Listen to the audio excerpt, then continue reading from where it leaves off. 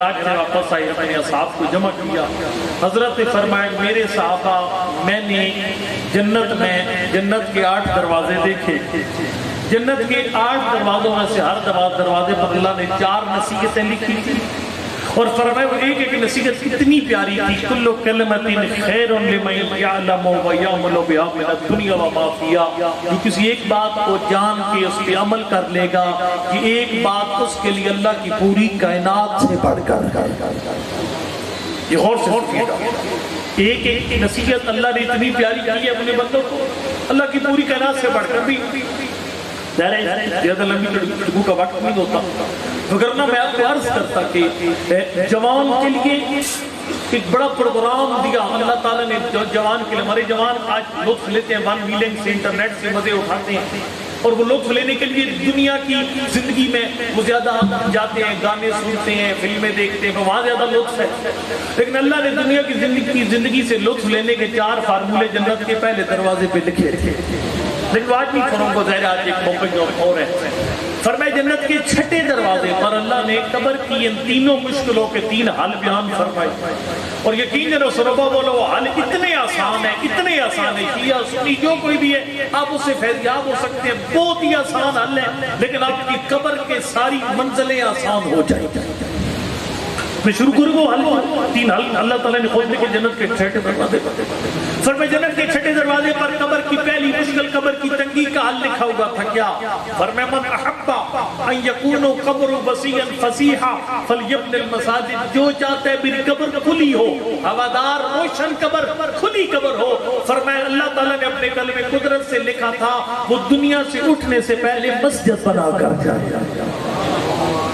بانی مسجد کی قبر کشادہ ہوتی ہے, بانی مسجد کی. اب آپ کہیں گے مولانا صاحب یہ تو مسجد بنانا تو آپ نے کہا آسان بھی, تو بڑا مشکل کام ہے. 7, 8, 9, 10 لاکھ میں ایک سادہ سی مسجد تیار ہوتی ہے. اتنے پیسے ہم کہاں سے لائیں؟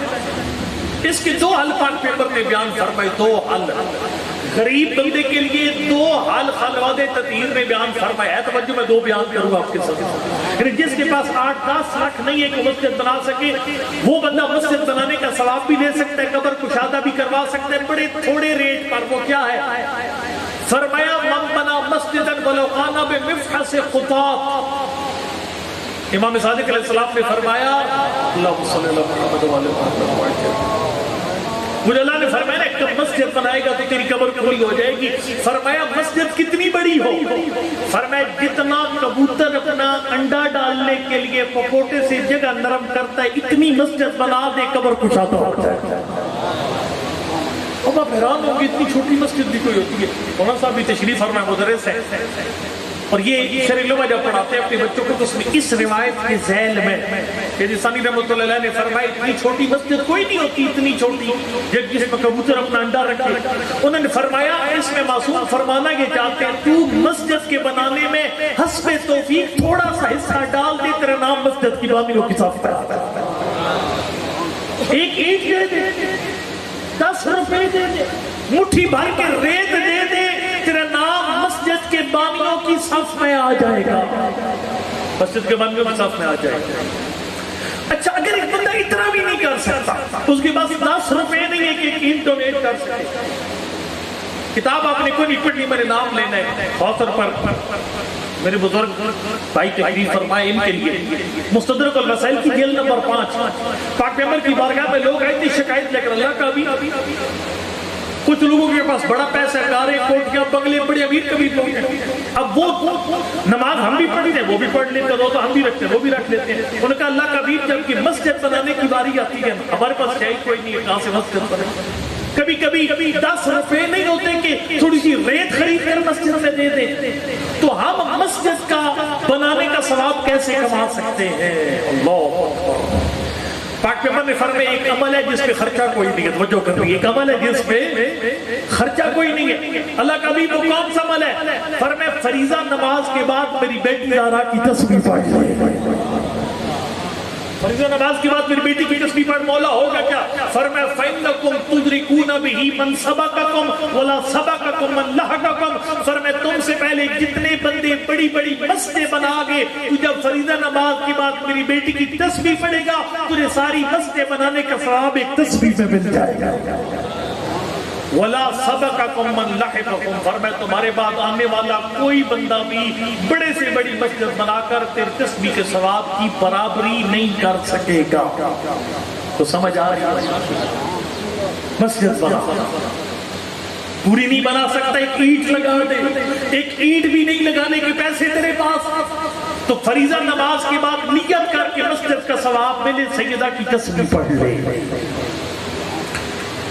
فرمایا پہلا قبر کی مشکل، قبر کی تنگی، اس کا حل موجود ہے مسجد بنا۔